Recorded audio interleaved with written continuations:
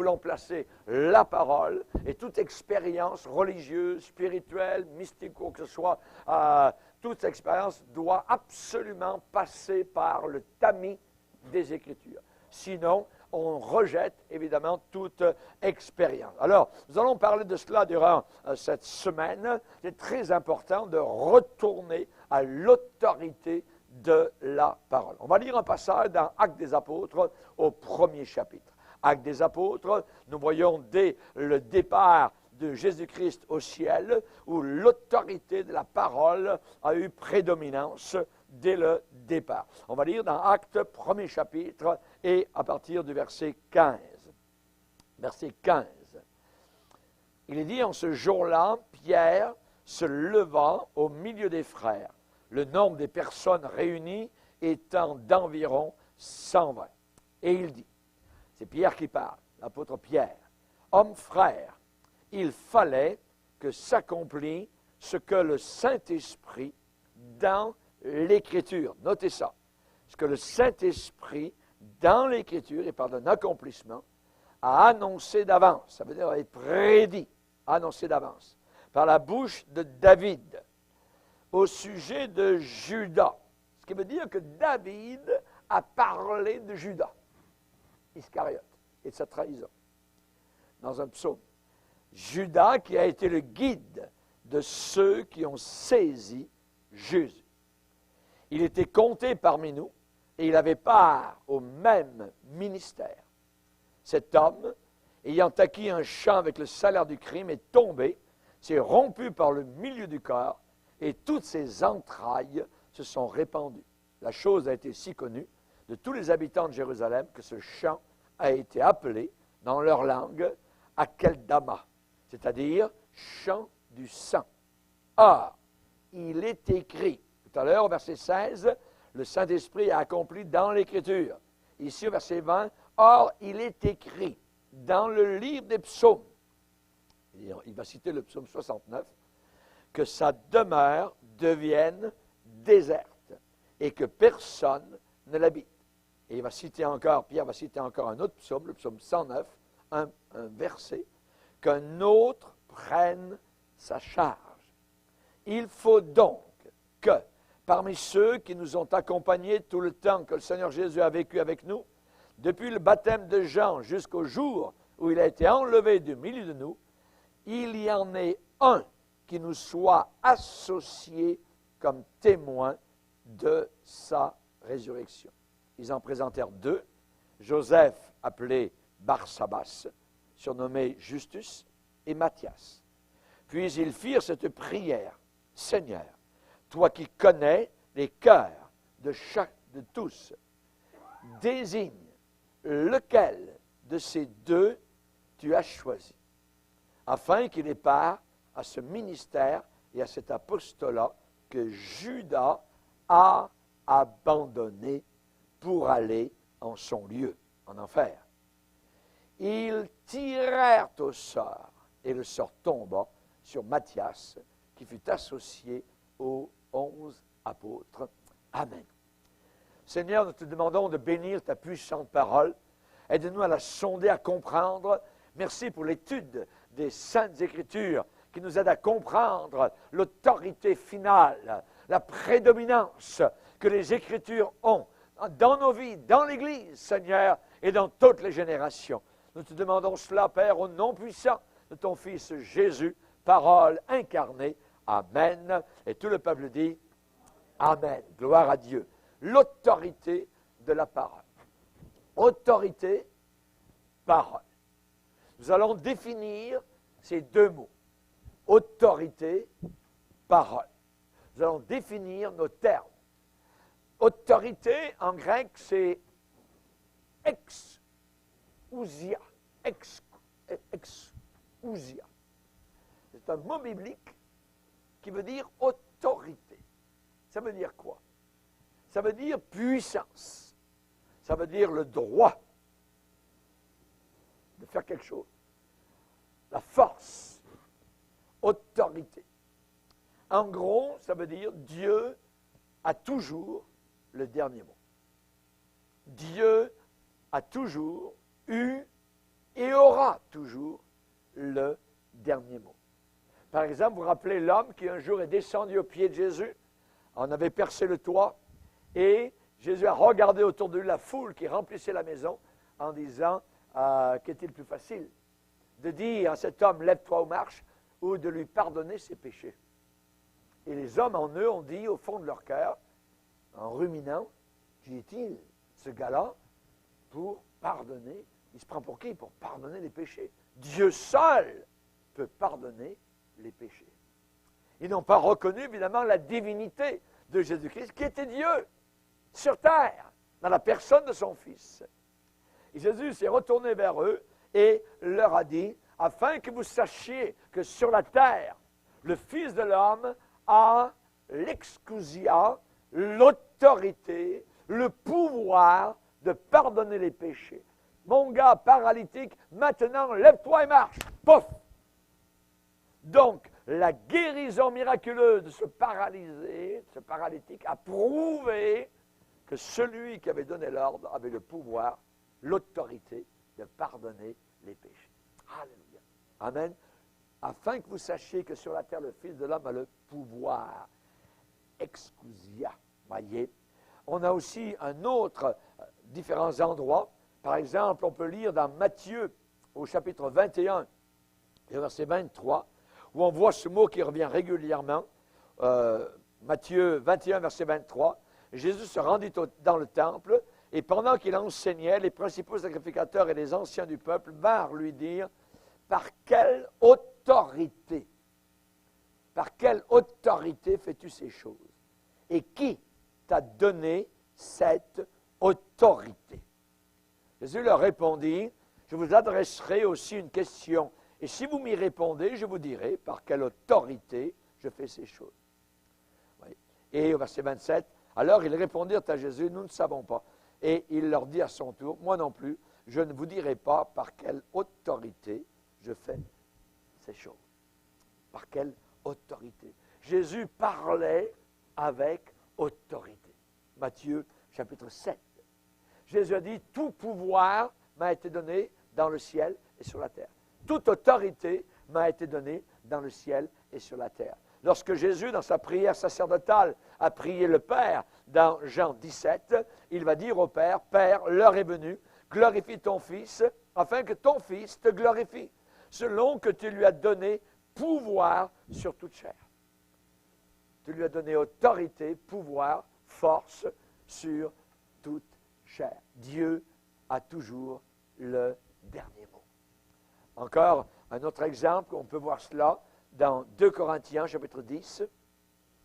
2 Corinthiens, chapitre 10, verset 8, où Paul va dire aux frères et sœurs de Corinthe, quand même je me glorifierai un peu trop de l'autorité que le Seigneur nous a donnée pour votre édification et non pour votre destruction. Je ne saurais en avoir honte. Amen. Donc on voit que là, Paul parle de l'autorité que le Seigneur lui a accordée, évidemment, dans le ministère. Et donc, autorité. Nous allons voir autorité, donc pouvoir, parole, autorité de la parole. Parole, donc, c'est logos en grec. Logos, parole. Ça veut dire quoi? Ça veut dire mot. Ça veut dire parole. Ça veut dire discours. Ça veut dire doctrine. En hébreu, dabar. Dabar, la parole, le logos. Et on sait que le premier aspect de cela, de cette parole, ce logos, c'est que premièrement, ça communique toujours quelque chose à notre esprit. Tout le temps, la parole, le logos, communique toujours quelque chose à notre intelligence, à notre intellect. Ce n'est pas quelque chose qui nous passe par-dessus, quelque chose qui nous parle. La parole parle. Le logos nous interpelle dans nos pensées, intellectuellement. Voyez. Le deuxième aspect du logos, c'est qu'il y a quelque chose dans le mot même, qui se rapproche de la chose à laquelle ça se réfère. Le mot se rapproche de la chose à laquelle, donc, on est en train de se référer. Pour résumer, l'autorité de la parole se réfère à sa puissance décisive. La parole, c'est elle qui décide. Et Dieu dit. C'est une décision de Dieu. Le centenier qui vient vers Jésus pour demander la guérison de son serviteur à la maison dit seulement une parole, un logos, et mon serviteur sera guéri là-bas à la maison. Voyez? Donc, l'autorité de la parole de Dieu se réfère à sa puissance de décision. Dieu dit que la lumière soit. Dieu a décidé, il parle. Voyez? Et la chose qu'il a dit arrive. C'est la raison pour laquelle j'ai dit le deuxième aspect, c'est qu'il y a quelque chose dans le mot même qui se rapproche de la chose à laquelle on est en train de se référer. Dieu dit. La parole de Dieu a toujours le dernier mot. Amen. Le dernier mot. Et la parole de Dieu, donc, se réfère, cette autorité se réfère à sa puissance d'agir. Elle agit. La parole de Dieu agit. Elle n'est pas lettre morte. Elle agit particulièrement dans uniquement une sorte de personnes, ceux qui croient. Elle n'agit pas dans ceux qui ne croient pas. Quand Paul est à la Thessalonique, il a prêché la parole.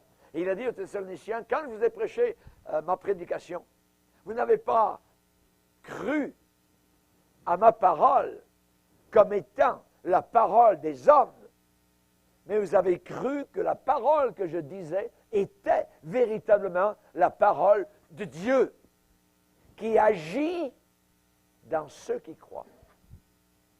Qui agit dans ceux qui croient. La parole de Dieu a une autorité d'agissement, d'action dans ceux et celles qui y croient. Alléluia. Amen. Le ciel et la terre passeront, mes paroles, nous sommes le peuple de la parole, nous sommes le peuple du livre de Dieu, le seul livre de Dieu sur la planète Terre. Voyez, ciel et terre passeront, parole de Dieu, parole divine ne passera pas. Autorité de la parole. On va parler durant cette semaine de jeûne et prière en 4 volets de cette autorité de la parole qui se trouve dans 3 éléments. Premièrement, dans l'élément scripturaire de la parole de Dieu. Cette autorité, elle est là dans la Bible, l'élément scripturaire. Cette autorité se trouve aussi, deuxièmement, dans la proclamation, voyez, de la parole de Dieu. Il y a une autorité. Nous imitons Jésus. Voyez.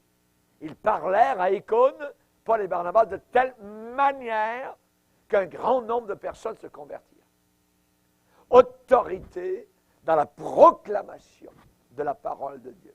Et troisièmement, nous verrons l'autorité de la parole dans l'exaltation, dans l'élévation de la parole de Dieu. Le Seigneur a dit dans Jérémie 23, verset 29, « Ma parole n'est-elle pas comme un feu?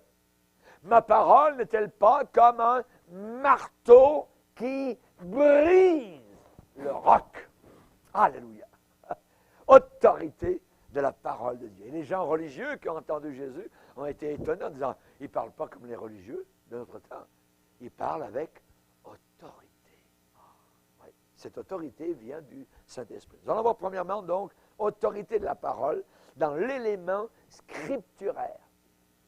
Dans l'élément scripturaire de la parole. Vous savez, les réformateurs, pendant des siècles, l'Église catholique avait 2 éléments de base.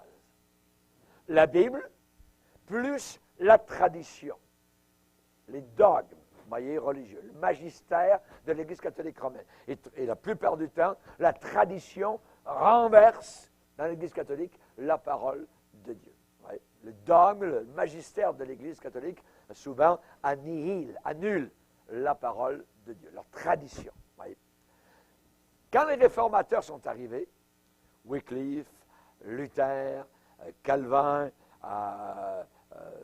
et tous ces gens-là, ils ont voulu renverser, je dirais, l'erreur et ramener la parole de Dieu à son autorité unique. C'était ça. Et ça a créé un réveil spirituel qui a balayé toute l'Europe. À partir de l'Allemagne, par exemple, Luther, son plus grand ouvrage a été de traduire en allemand, c'est-à-dire le langage courant des gens qui pouvaient lire, voyez, la parole, alors qu'auparavant, la Bible était souvent en grec ou en latin, voyez, ou en hébreu, et personne ne pouvait la lire, sauf le clergé qui voulait bien dire ce qu'il voulait donc au peuple. Luther a pris la Bible et il l'a traduit en allemand. Ça a été le premier livre de toute l'histoire de l'humanité qui a été imprimé. Quand il y a eu l'invention donc de la machine, je dirais, à imprimer, qu'est-ce qu'on a imprimé? Le journal du coin? Non, la Bible. Ça a été la Bible qui a été donc par l'invention de Gutenberg, particulièrement donc, et ça a été la Bible qui a été donc imprimée. Et là, soudain, les gens ont eu la Bible, ont vu l'erreur et ont vu donc ce qui était vrai. Ils ont pu faire la différence et les gens ont quitté l'Église romaine par milliers à cette époque-là. Et ce qui a fait cela, ça a été la parole de Dieu qui a été remise à son autorité. Vous voyez, les gens ont vu. Et Dieu désire aujourd'hui que nous remettions la parole de Dieu au même point où elle était lorsqu'il y a eu la réforme. Aujourd'hui, ce qui se passe, c'est que dans l'Église émergente, ce n'est plus les traditions qui renversent la Bible, ce sont souvent des expériences. Des expériences que les uns font et les autres, à la Bénéine, à la Kenneth de ceci et de cela, voyez, roulage par terre, Shekar, tout ça, vision de mon œil, ainsi de suite. Et tout cela passe par-dessus la parole de Dieu. On s'éloigne de la parole de Dieu. Ah, j'ai vécu ça, j'ai vécu ça. Non. Oui, mais est-ce que c'est dans les Écritures, ce genre d'expérience-là? Est-ce que c'est prouvé par les Écritures? Est-ce que Jésus en a parlé? Est-ce que les apôtres l'ont enseigné dans les épîtres? Donc, on a besoin donc de ramener la parole à son autorité. Et les réformateurs avaient un mot pour cela. Ils parlaient de l'autopistia. L'autopistia, c'est-à-dire l'écriture et l'écriture. L'écriture, c'est l'écriture. Elle est d'elle-même inspirée, soufflée de Dieu. Elle est autoritaire. Elle fait autorité. C'est la parole qui fait autorité. Et non plus les révélations d'un tel ou un tel, des expériences mystiques ou quoi que ce soit, du mouvement charismatique ou quoi que ce soit. Voyez, c'est la parole qui doit et rester en autorité. Donc, l'écriture, c'est l'écriture. Ça veut dire, en bon français, autopistia, inspirée d'elle-même. C'est l'écriture de Dieu. Nous avons un livre sur la terre, le livre de Dieu. Et ce livre est achevé dans ses 66 livres. L'Église catholique, n'oubliez pas à rajouter des livres. Si vous prenez une Bible catholique, il y a d'autres livres à l'intérieur qui sont donc totalement non inspirés de Dieu. Et souvent, l'Église catholique a tiré les fausses doctrines de ces livres-là. Voyez? Indulgence, purgatoire, tout ce que vous voulez, ainsi de suite. Tiré très souvent de ces livres apocryphes, écrits en plus. Voyez? Donc, qui ne sont pas inspirés de Dieu. Donc, quand vous achetez une Bible, vérifiez bien si votre Bible a uniquement 66 livres.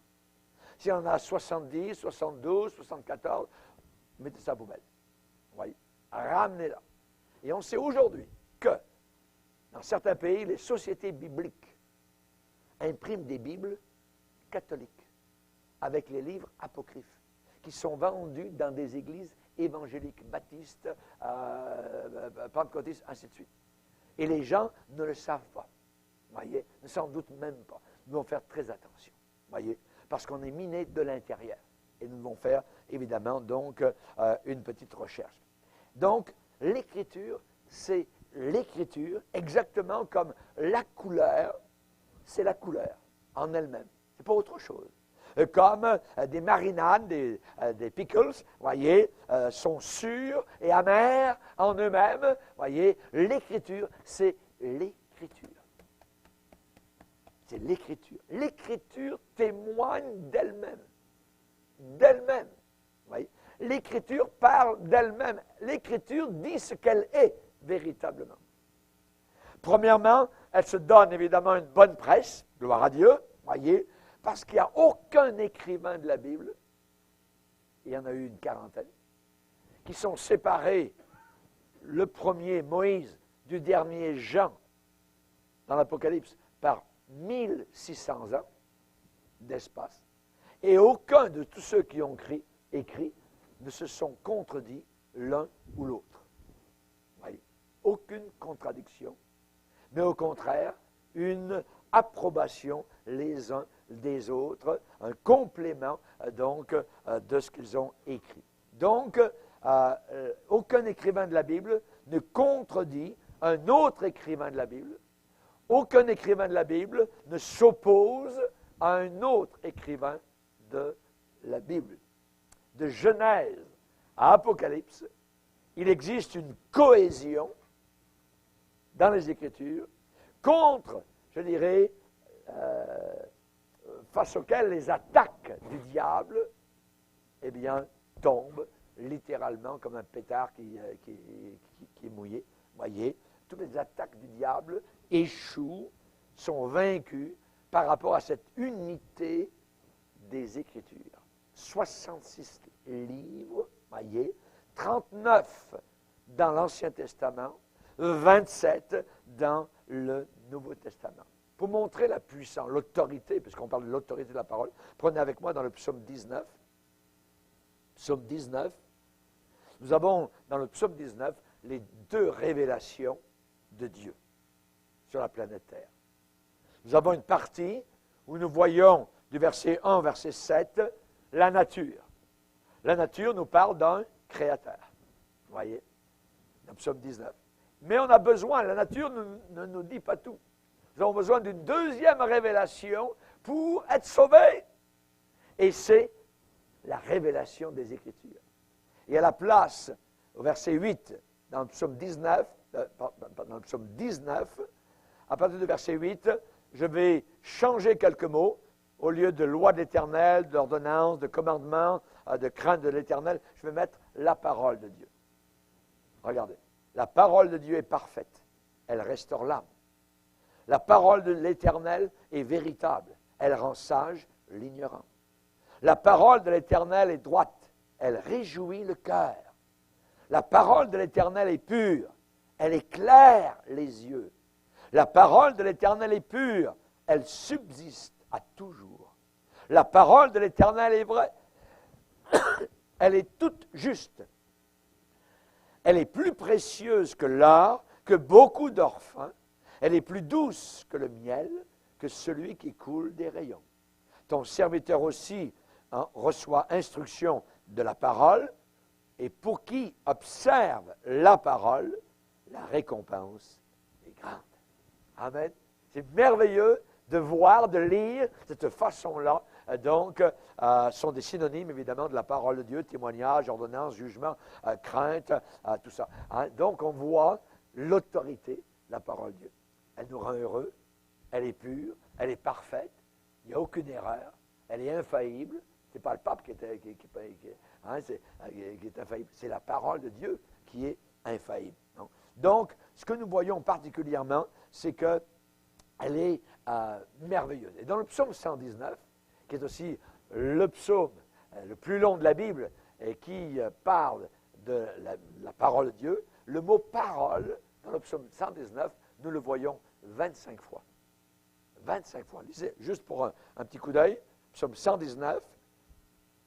Psaume 119. Comment, verset 9, comment le jeune homme rendra-t-il pur son sentier en se dirigeant d'après ta parole? Verset 11, je serre ta parole dans mon cœur afin de ne pas pécher contre toi. Verset 17, et que j'observe ta parole.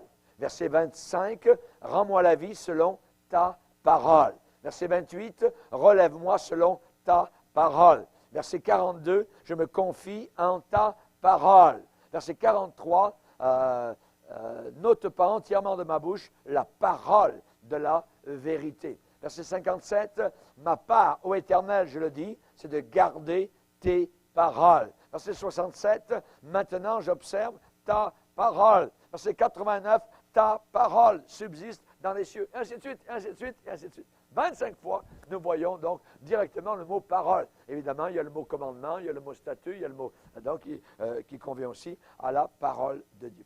Ensuite, ce que nous voyons, c'est que les Écritures admettent et reconnaissent que certaines de ces règles et de ces ordonnances sont provisoires et transitoires. Voyez, bon savoir ça. C'est que la Bible nous dit que certaines de ces ordonnances qui sont consignées là l'ont été pour un temps et maintenant ne sont plus valides. Comme le sabbat. Nous n'avons plus à observer le sabbat. Dans l'Ancien Testament, il y avait des viandes à ne pas manger, particulièrement du porc. Dans le Nouveau Testament, cela est aboli.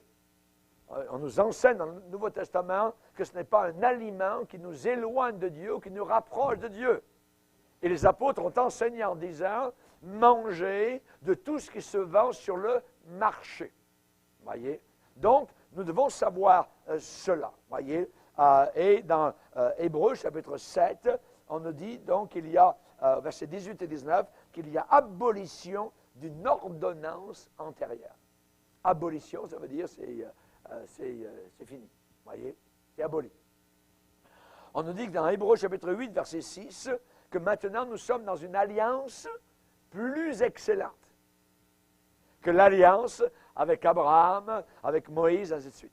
Nous sommes dans une alliance plus excellente, qui est mieux, voyez, que dans l'Ancien Testament.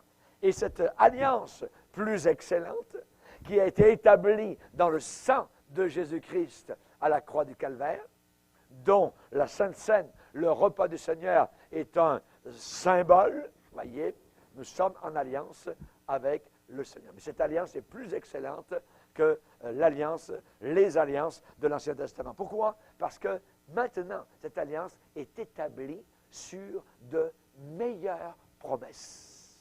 Alléluia. Gloire à Dieu. Amen. Que Dieu soit glorifié. Nous devons savoir cela. Je répète, les Écritures reconnaissent et admettent que certaines de ces règles et de ces ordonnances ont été provisoires et transitoires et que certaines ont été abolies. Il faut savoir. Troisièmement, les grands prophètes de la Bible, de l'Ancien Testament, les petits prophètes aussi, ont beaucoup cité le Pentateuque, ont beaucoup cité les 5 premiers livres de la Bible qui ont été écrits par Moïse. Et les prophètes sont basés beaucoup sur les écrits de Moïse. Par exemple, le dernier prophète de l'Ancien Testament s'appelle Malachie. Malachie. Et la prophétie de Malachie enjambe d'une certaine manière, elle part une jambe sur l'Ancien Testament et la deuxième jambe touche le Nouveau Testament. Parce que Malachie nous parle de Jean-Baptiste. De Jean-Baptiste. L'Élie qui devait venir.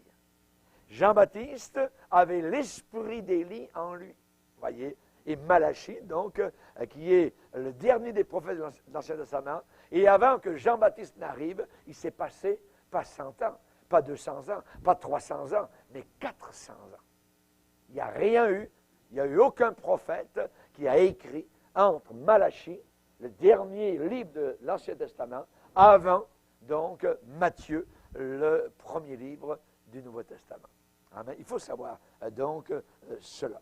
Et nous avons affaire, donc, la Bible, à un livre surnaturel. C'est un livre surnaturel. Ce n'est pas un livre naturel. C'est un livre à part. C'est un livre saint. Et le mot saint veut dire à part. Ce livre est à part de tous les autres livres de la planète Terre.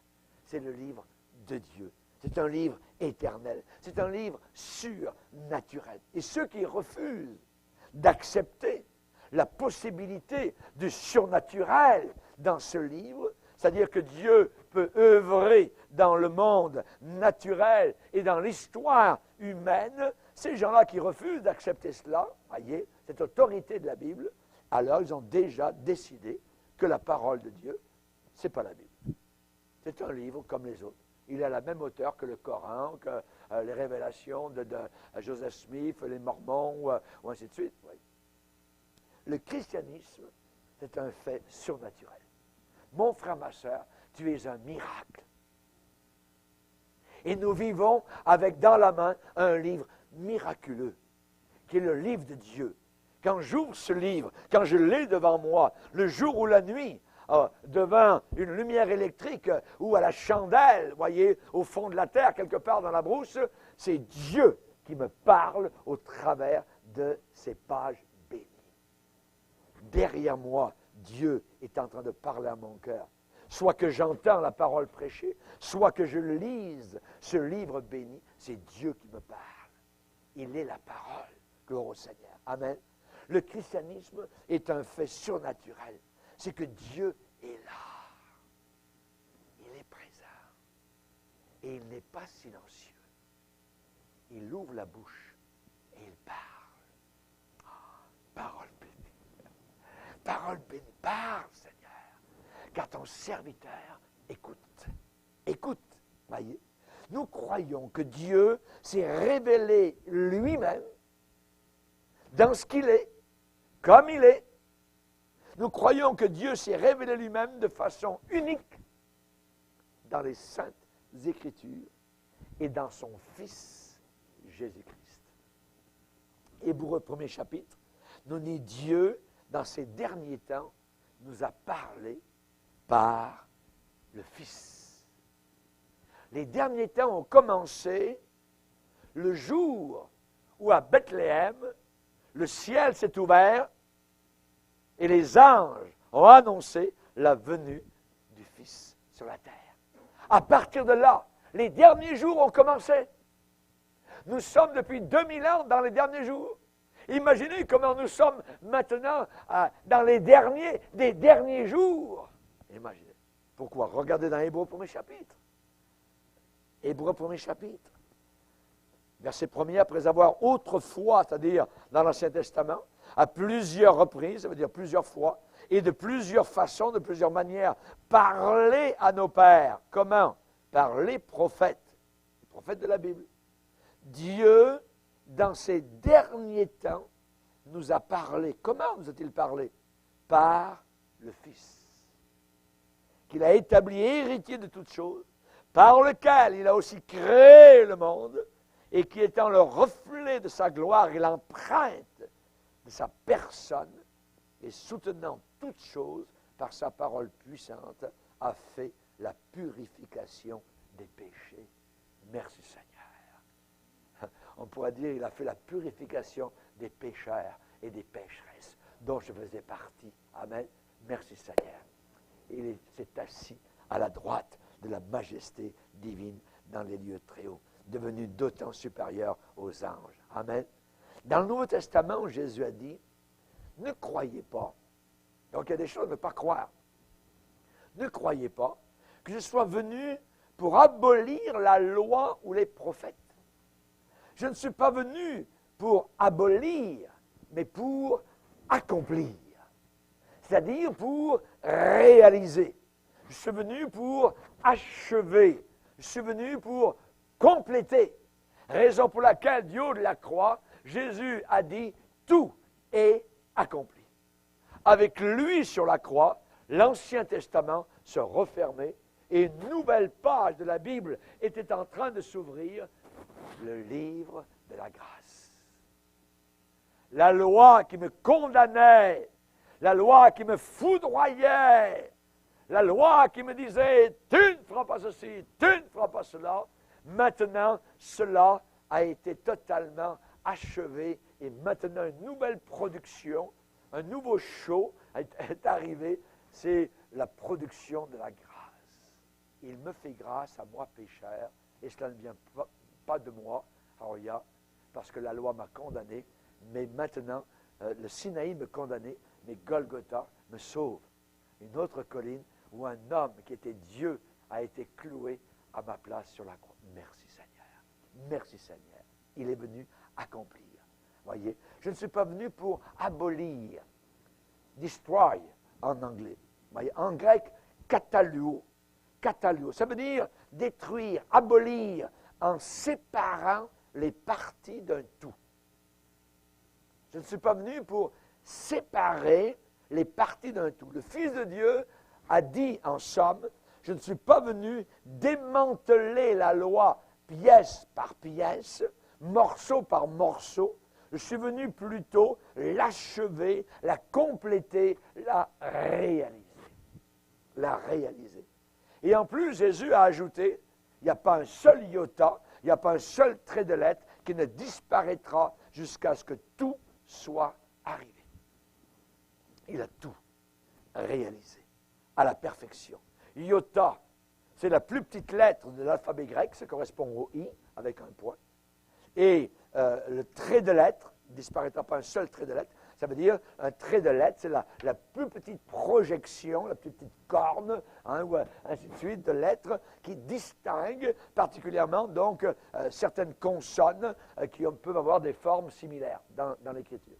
Il n'y a rien qui va, Seigneur, disparaître. Mais lui est venu tout accomplir. La loi, elle est bonne, pas mauvaise, tu ne tueras pas. C'est pas bien de tuer.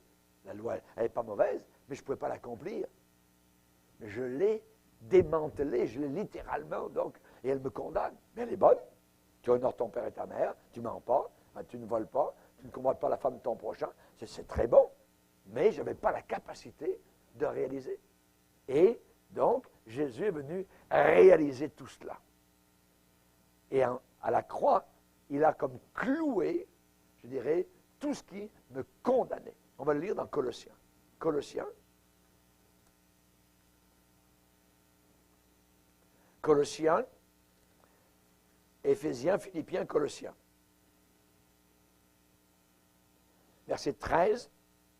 Vous, 2,13, Colossiens 2,13, vous qui étiez morts par vos offenses et par l'incirconcision de votre chair, il vous a rendus à la vie avec lui, en nous faisant grâce pour toutes nos offenses. Il a, et notez bien, effacé l'acte. L'acte. C'est quoi cet acte? C'est la loi de Moïse. C'est la loi qui me condamnait. Voyez? Il a effacé l'acte dont les ordonnances nous condamnaient et qui subsistait contre nous. Il l'a détruit en le clouant à la croix. Amen. Alléluia, gloire au Seigneur. En étant cloué à la croix, Christ a cloué l'acte, l'ordonnance mosaïque qui me condamnait. Merci Seigneur. Merci Seigneur. Amen. Et en plus, Jésus a dit, Jean 5, verset 39, vous sondez les Écritures parce que vous pensez avoir en elles la vie éternelle. Ce sont elles, les Écritures, qui rendent témoignage de moi. Jésus a dit, les Écritures parlent de moi. Amen. Gloire au Seigneur. Et il y a une autre occasion, Jésus a rappelé à ses ennemis que l'Écriture ne peut pas être anéantie. L'Écriture ne peut pas être brisée. Jean 10, verset 35. L'apôtre Paul nous a dit que toute l'Écriture est inspirée de Dieu. 2 Timothée 3,16. Inspirée de Dieu, théo, veut dire Dieu, pneustos, qui veut dire souffler. Pneuma, qui fait pneumatique, voyez, donc c'est le souffle de Dieu. Toute la parole de Dieu, elle est soufflée de Dieu. Elle est pneumatisée par l'Esprit Saint, l'Esprit de Dieu. Amen. L'Écriture fait partie de Dieu comme notre respiration fait partie de nous. Je ne peux pas vivre si je ne respire pas. Votre respire, c'est vous. Ouais, c'est votre vie. Ouais. Et la parole de Dieu, c'est le respire de Dieu. J'entends la respiration de Dieu quand je lis les Écritures, quand je médite les Écritures. Je suis plongé, alléluia, dans le cœur même de Dieu. Il a parlé, il me parle, il me parlera. Parle, Seigneur, souffle, Seigneur, que ton souffle, ton esprit, amen, alléluia, puisse me toucher. Les Écritures, pour Paul, quand il dit toute l'Écriture, c'est toute l'Écriture. Ancien Testament et Nouveau Testament. Toute l'Écriture est inspirée, soufflée de Dieu. Donc, elle a le même statut que le Nouveau Testament. Elle a la même autorité, l'Ancien Testament, que le Nouveau Testament. Mais il y a une différence. Il y a des choses qui ont changé. C'est la raison pour laquelle il y a ancien et il y a nouveau. Amen. Nous vivons, nous, dans le nouveau, dans le neuf. Si quelqu'un est en Christ, il est une nouvelle créature. Mais j'aime beaucoup l'Ancien Testament parce qu'il est inspiré de Dieu. Il y a des principes de pureté, de sainteté, de conduite qui sont dans l'Ancien Testament et qui ne sont pas mauvais. Mais c'est la loi, donc rigide de Moïse, avec, je dirais, un tabernacle, avec un temple, tout ça. Maintenant, Dieu, il est partout. Il est en moi. C'est moi qui suis devenu le temple. Voyez, je me déambule, je suis le temple de Dieu. L'Église de Dieu est le temple du Seigneur. Nous sommes tous des pierres vivantes. Amen. Et Christ habite au milieu de nous. Gloire au Seigneur. Amen. Merci Seigneur. Donc, l'Écriture, cette phrase signifie que l'Écriture, elle est donc inspirée de Dieu. Ce mot inspiré de Dieu, ça veut dire elle est exprimée de Dieu. Ex, qui veut dire qu'il sort de. Elle est exprimée. Elle sort de Dieu, elle sort de la bouche de Dieu. Voyez? Ça veut dire que cette parole-là, elle est produite de Dieu, elle est exhalée de Dieu, elle est émise de Dieu. Voyez? Elle n'est pas aspirée de Dieu, c'est-à-dire que le contraire, Dieu ne la garde pas à l'intérieur, voyez? Dieu ne la cache pas pour lui, voyez? Il l'a expirée, voyez? Il l'a donnée. C'est celle du Seigneur. Ce n'est pas la parole d'un homme. Ah ouais, vous savez, la Bible, ça, c'est la parole des hommes, tout ça. Puis, non, le diable, il sait quoi dire. Voyez. Ces enfants, les enfants du diable, savent très bien quoi dire. Ils disent que le contraire de ce qu'elle est véritablement, cette parole. Elle est inspirée de Dieu. Voyez, elle n'a pas été gardée par Dieu. Elle n'a pas été réprimée par Dieu. Dieu ne s'est pas tu. Dieu n'est pas devenu muet. Il nous a parlé. Alléluia. Et c'est la raison pour laquelle les gens maintenant seront condamnés là-haut pour ceux qui n'ont pas voulu écouter la parole de Dieu.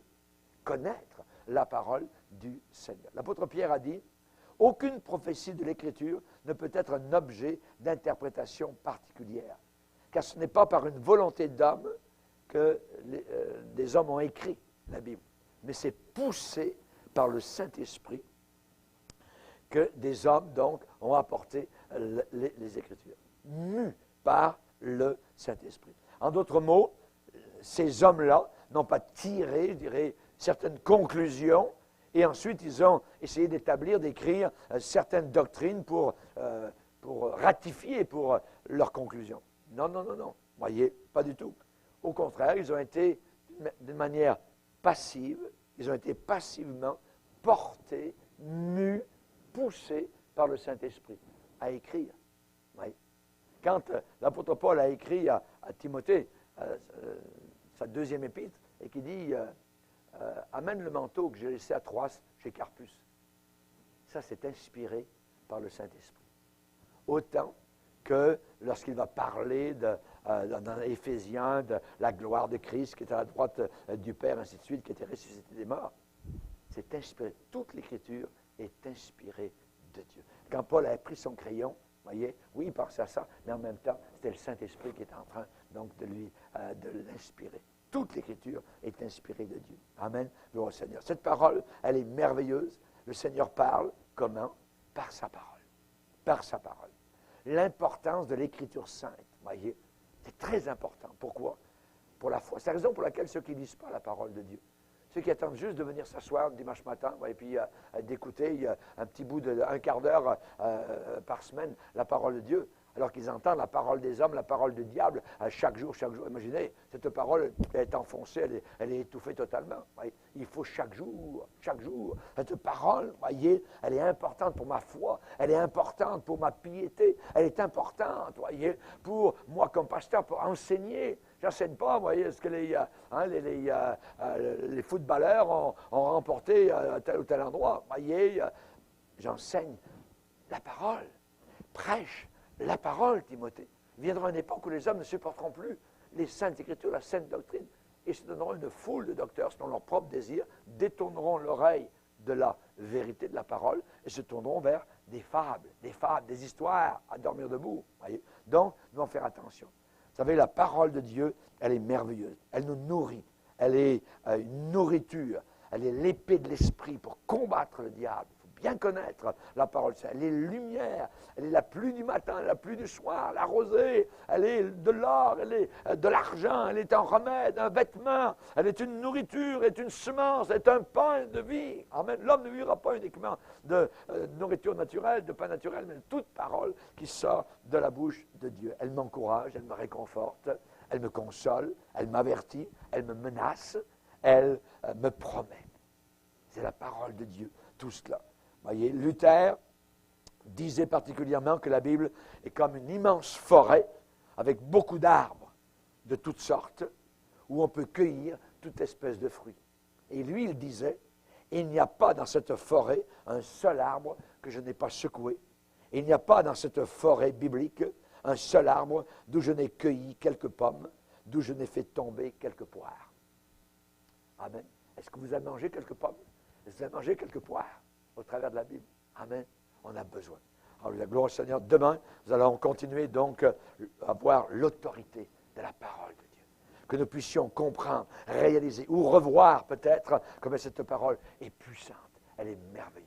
Amen. Alléluia. Que le Seigneur puisse nous aider. Nous allons continuer à prier maintenant. Alléluia. À chercher la face de Dieu. Nous sommes devant le Seigneur et nous devons demander, Seigneur, cette parole s'enracine dans mon cœur. Cette parole devienne attachée à moi avec une chaîne que je ne puisse pas, évidemment, m'en départir. Qu'elle soit mon livre de chevet, qu'elle soit ma lumière, comme dans le jeune homme, en rendant-il pur son sentier. Je serre ta parole dans mon cœur afin de ne pas pécher contre toi.